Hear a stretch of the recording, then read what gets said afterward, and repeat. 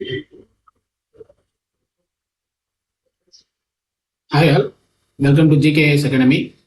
So நம்ம இன்னைக்கு இந்த வீடியோவில் ஆகஸ்ட் 13 கரண்ட் அஃபேர்ஸ் என்பதை பார்க்கலாம். சரிங்களா? ஸோ ஃபர்ஸ்ட் பார்த்தோம் அப்படின்னா பதிவு பட்டியலிருந்து ஒரு சில அரசியல் கட்சிகள் அப்படின்றத நீக்கி இருக்காங்க. சரிங்களா? ஸோ மொத்தமாக தமிழ்நாட்டிலிருந்து எவ்வளோ அரசியல் கட்சிகள் வந்து அந்த பதிவு பட்டியலிருந்து நீக்கப்பட்டுள்ளது அப்படின்னு சொல்லி பார்த்தோம்னா மொத்தமாக 22 கட்சிகள் என்பது தமிழ்நாட்டிலிருந்து மட்டும் நீக்கியிருக்காங்க. நாடு முழுவதும் எவ்வளோ கட்சிகள் இந்த பதிவு பட்டியலிருந்து நீக்கியிருக்காங்க அப்படின்னா 334 கட்சிகள் வந்து நீக்கியிருக்காங்க. சரிங்களா? அதுல தமிழ்நாட்டில இருந்து மட்டும் 22 கட்சிகள் என்பது நீக்கியிருக்காங்க.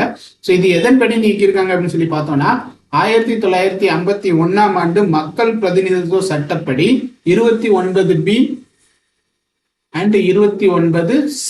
சரிங்களா? ஸோ இந்த பிரிவுகளின் கீழே அந்த கட்சிகளுக்கு எல்லாமே என்ன பண்ணியிருக்காங்க அப்படின்னா சலுகைகள் அப்படின்றத அந்த உரிமையை வந்து இழந்திருக்காங்க. சரிங்களா? 1951ஆம் ஆண்டு மக்கள் பிரதிநிதித்துவ சட்டத்தின் கீழே 29B மற்றும் 29C ஆகிய பிரிவின் கீழே இந்த கட்சிகள் எல்லாமே வந்து அவங்களுடைய அந்த சலுகைகளுக்கான உரிமை அப்படின்றத இழந்திருக்காங்க. ஓகேங்களா? ஸோ அடுத்ததை பார்த்தோம் அப்படின்னா இந்தியாஸ் ஃபர்ஸ்ட் ஸ்மால் வில்லேஜ். சரிங்களா? ஸ்மார்ட் வில்லேஜ் அப்படின்றது மகாராஷ்டிரா இருக்கக்கூடிய சத்னாவாரி அப்படின்றது மாறப்போகுது. சரிங்களா? இப்போ இந்தியாவுடைய முதல் திறன்மிகு கிராமம் அப்படின்றது எந்த கிராமமா உருவாக போகுது அப்படின்னா சத்னாவாரி அப்படின்ற கிராமம் தான். இந்த கிராமம் வந்து எந்த மாநிலத்துல இருக்குது அப்படின்னு சொல்லி பார்த்தோம் அப்படின்னா மகாராஷ்டிரா மாநிலத்துல இருக்கக்கூடிய. ஓகேங்களா? அண்ட் தென் நெக்ஸ்ட் பார்த்தோம் அப்படின்னா the state government has launched India's first drone based artificial rain trail அப்படின்றது எந்த ஸ்டேட் கவர்மெண்ட் அப்படின்னா ராஜஸ்தான் ஸ்டேட் கவர்மெண்ட் தான் வந்து லான்ச் பண்ணியிருக்காங்க. ஓகேங்களா? இந்தியாவுடைய முதல் ட்ரோன் அடிப்படையிலான செயற்கை மலை சோதனையை எந்த மாநில அரசு தொடங்கியுள்ளது அப்படின்னு சொல்லி பார்த்தோம் அப்படின்னா ராஜஸ்தான் மாநில அரசு தான். ஸோ இந்த செயற்கை மலை சோதனை அப்படின்றது எந்த டேம்ல தொடங்கியிருக்காங்க அப்படின்னா ராஜஸ்தான்ல இருக்கக்கூடிய ராம்கர் டேம்ல தான் வந்து தொடங்கியிருக்காங்க. ஓகேங்களா? ராம்கர் அணையில தான் வந்து இந்த செயற்கை மலை சோதனை அப்படின்றது நடத்தியிருக்காங்க. அடுத்ததா பார்த்தோம்னா international day of the world's indigenous people 2025 அப்படின்றது எப்போ செலிப்ரேட் பண்றாங்க அப்படின்னா ஆகஸ்ட் 9 செலிப்ரேட் பண்றாங்க. ஓகேவா? உலகின் பழங்குடியின மக்களுக்கான சர்வதேச தினம் அப்படின்றது 2025 ஆகஸ்ட் 9 அப்படின்றதுல செலிப்ரேட் பண்றாங்க.